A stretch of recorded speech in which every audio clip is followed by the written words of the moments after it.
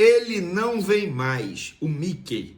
Pois é, muita coisa aconteceu, eu sempre falo para vocês, o Flamengo nos bastidores está pegando fogo, galera. Todas as informações no vídeo de agora, mas antes, gostaria de pedir para vocês se inscreverem no canal, soltarem o dedo no like, ativar a notificação e também compartilhar esse vídeo para todo mundo ver o que está acontecendo no Flamengo nesse momento. Vamos para as informações? Pois é, como eu falei na minha introdução, ontem deitei na minha cama, deixei o celular longe, falei, vou descansar, vou dormir cedo. Eis que hoje eu acordo por volta de 5h30 da manhã, cheio de mensagem, ligação de fonte no Flamengo, print de notícia do Júlio Miguel Neto, que quem inclusive trouxe a primeira informação envolvendo a desistência do Flamengo em Mike Johnston, o jogador irlandês, o atacante irlandês, que já tinha passagem emitida para chegar ao Rio de Janeiro nessa terça-feira. Pois bem, vamos lá, fui apurar essa informação, repito, publicada primeiro pelo jornalista Júlio Miguel Neto. E de fato, o Flamengo desistiu da chegada desse jogador, como vocês já podem ter visto aí nas outras redes sociais que eu publiquei no Twitter, no Instagram. E eu vou trazer para vocês aqui tudo que eu tenho de informação, depois eu posso até dar a minha opinião, mas são várias informações. Vamos lá. O que eu apurei sobre a desistência do Flamengo na contratação de Mickey Johnston? 2 pontos. O departamento médico do clube, do Flamengo, obviamente, após a análise dos laudos médicos do jogador, sugeriu que a contratação não fosse feita. Nesses exames, avaliaram que o atacante tem um histórico de lesão que chama atenção, como cirurgia em joelho e contusão na coluna também. Entenderam também que ele jogou poucas partidas nas temporadas passadas. O número de minutos do irlandês é inferior a de De La Cruz, por exemplo, que é um jogador que sofre com problemas físicos nos últimos anos. Com isso, ficou a dúvida se Mike Johnston aguentaria o ritmo do calendário brasileiro. O presidente BAP, diante do cenário, vetou a contratação porque entendeu que não valeria investimento, cerca de 35 milhões de reais por um atleta para compor elenco. E aí eu fui apurar como foi essa reunião do BAP com o departamento médico. E eu descobri o seguinte: o BAP vetou a contratação do atacante porque o processo de avaliação do atleta, junto com o departamento médico, apontou que ele está apto a jogar 1.800 minutos por ano. O entendimento interno é que se o atleta não pode jogar 4.000 minutos por ano, não se ajusta às expectativas de curto prazo do Flamengo. Com isso, o BAP entendeu que o departamento médico está certo. Vamos lá. José Boto foi pego de surpresa.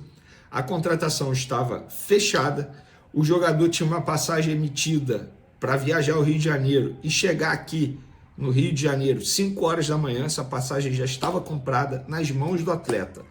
Tudo, documento trocado, tudo muito bem encaminhado para o jogador assinar o contrato dele de 4 anos com o Flamengo. O BAP, após a análise do departamento médico, isso é apuração no Flamengo, tá? Prestem atenção, é apuração no Flamengo, ouvindo as pessoas do Flamengo. O BAP vetou a contratação por conta disso, após a análise do departamento médico, por entender que o jogador seria um alto investimento para compor elenco e com risco de jogar pouco. Beleza. Mas a situação com o Boto foi horrível, porque o Boto queria contratar o jogador. O Boto contratou o jogador, na verdade, só não tinha assinado ainda. Então ficou uma situação extremamente inconfortável internamente, porque o Boto não gostou dessa situação, inclusive o Boto quer conversar com o BAP pessoalmente para falar sobre isso, porque para entender melhor se vai ser sempre assim, se confia nele ou não. Isso são pessoas do Flamengo me falando. Eu não consigo ter contato com o Boto, não tem como eu dizer para vocês, o Boto me disse que está com certeza insatisfeito. Não tem como eu saber disso, porque o Boto não me falou, mas as pessoas que estão no dia a dia do Flamengo falam, Vene, ficou uma situação extremamente desconfortável para o Boto, porque o Boto foi pego de surpresa. O BAP, entre aspas, chegou e falou, não, cara, passou por cima de tudo, falou, não vamos contratar esse atleta após uma análise do departamento médico e uma sugestão do departamento médico. E o jogador, o Mike Johnston, também ficou extremamente desconfortável, porque eu vi pessoas do lado do jogador. O jogador foi pego de surpresa, estava extremamente animado, motivado para vestir a camisa do Flamengo. As informações que saíram aí através de alguns veículos é que o Flamengo desistiu por conta da repercussão negativa. Eu não tenho essa informação. Seria leviano da minha parte eu afirmar para vocês que eu apurei isso. Agora, eu não duvido que isso possa ter pesado, sim, na decisão do BAP. Será que se fosse um jogador que a torcida do Flamengo estivesse extremamente animada, contente, a favor da contratação, teria esse veto por conta do risco de minutagem do atleta? Não sei. Fica a dúvida, fica incógnita. E repito, gente, seria uma postura ridícula da minha parte e até uma falta de caráter da minha parte se eu chegasse com certeza, falasse não, se fosse um jogador que a torcida quisesse a contratação, o BAP com certeza aprovaria. Não tem como eu falar isso. Então, por isso que eu estou falando para vocês. Isso é a informação que eu tenho. E, gente, eu não preciso mostrar print, né? Pelo amor de Deus. Agora, se vocês me questionarem, perguntarem, Vene, qual é a sua opinião? Eu acho que a repercussão negativa em cima de um atacante com baixo número de gols na carreira e um atacante que não sabe finalizar, como todo mundo disse aí, todo mundo que fez uma análise, eu conversei com várias pessoas, trouxe matéria, trouxe vídeo aqui para vocês, um atacante que não sabe finalizar, é óbvio que a repercussão negativa pesou sim na minha visão. E aí eu faço outro questionamento, gente, olha só, igual esse Mike Johnston, não tem na categoria de base do Flamengo, não tem numa Série A do futebol brasileiro, não tem numa Série B do futebol brasileiro. Por quê? Não seria um investimento menor? 35 milhões de reais, você na Série B, você acha um jogador igual a ele, por um valor bem menor. É pelo menos o que eu acho. Só que, vou dar a minha opinião também, você não contratar um jogador por conta da repercussão negativa é pior do que você contratar e o jogador não dar certo. Sabe por quê? Porque isso mostra que você não tem convicção no seu trabalho. Você tomar decisão por conta de repercussão em rede social, eu sou totalmente contra esse tipo de postura. E eu falo isso há muito tempo. No Flamengo a gente tem casos, vários casos. A renovação do Rodinei na época eu critiquei que a diretoria na ocasião não renovou, não assinou, porque o papel foi trocado e o jogador confirma isso. Não assinou por conta da repercussão negativa na ocasião. O Andrés Pereira, na ocasião, também não foi contratado de maneira definitiva por conta da repercussão. Tem outras situações aí, cara, num passado recente. Nesse caso, mostra que não tem convicção. E o José Boto, ele disse quando ele chegou ao Flamengo, nós não vamos tomar decisões baseadas em rede social, o que a torcida pensa, nós temos as nossas convicções. Teoricamente, se o BAP tivesse tomado essa decisão por conta da repercussão, seria horrível, mas eu prefiro acreditar no que eu estou ouvindo de várias pessoas do Flamengo, que foi por conta da análise do departamento médico. Eu prefiro acreditar nisso. Porque acreditar que deixou de contratar por conta de uma repercussão em rede social, para mim, é antiprofissionalismo total. É falta de convicção no seu trabalho. E eu acho isso horrível.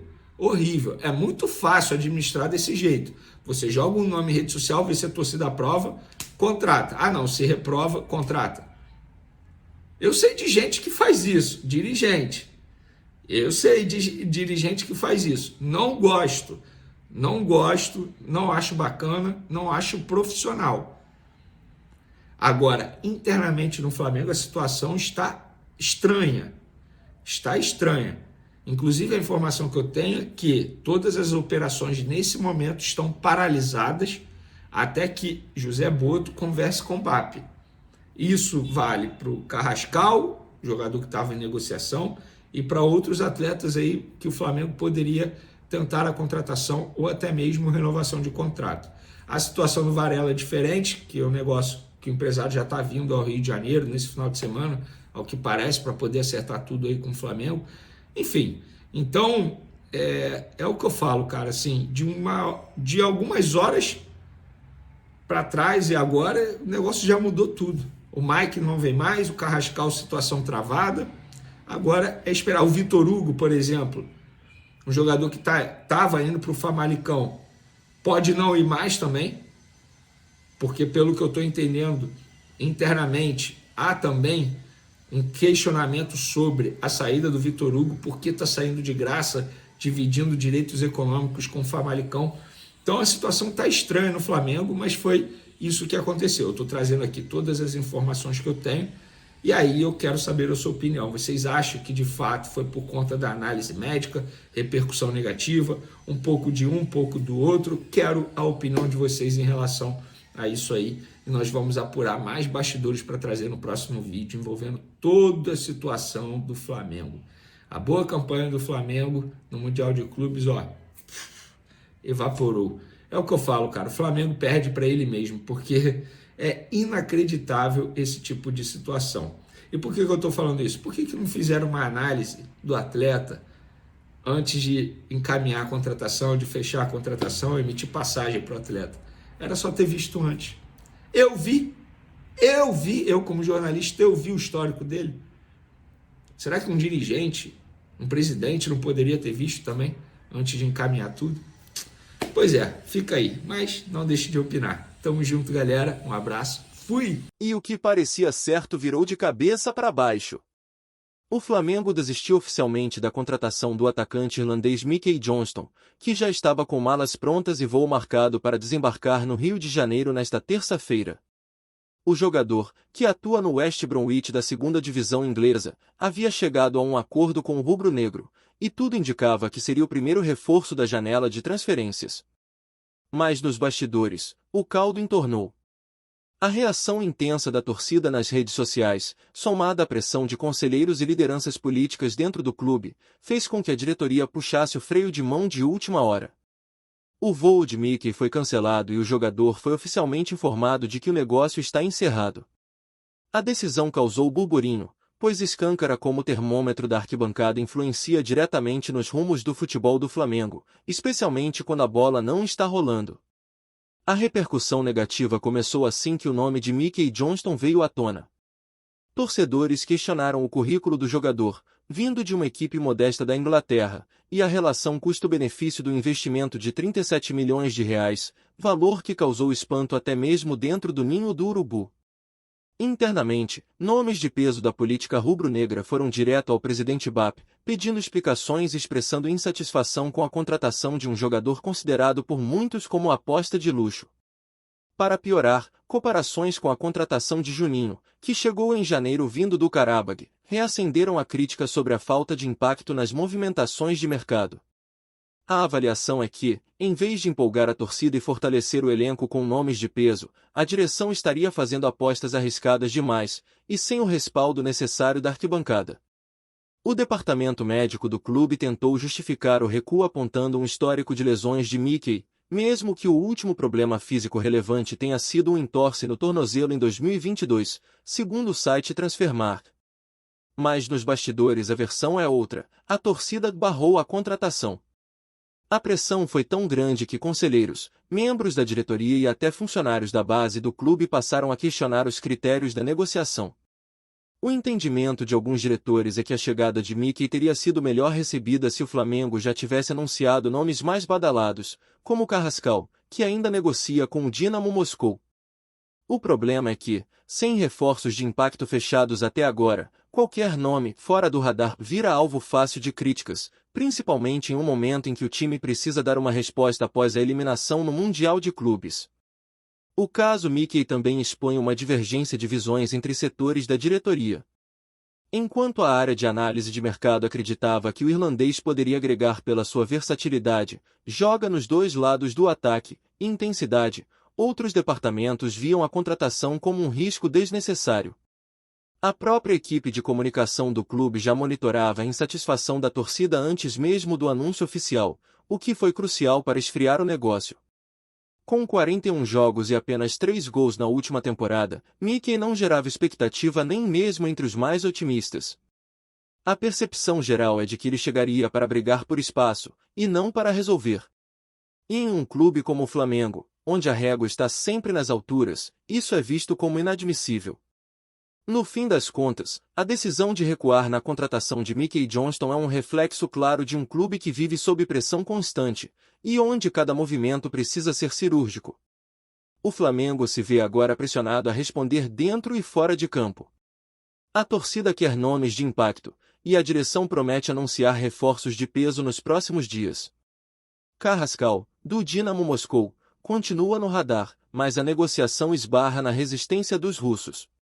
Além disso, com Pedro em baixa e o ataque pedindo reforços, a diretoria também busca um novo camisa 9 para elevar o nível técnico do elenco. Depois da turbulência com Gerson, a tensão com Pedro e a frustração com Mickey, o recado está dado. A nação quer mais que promessas, quer craques.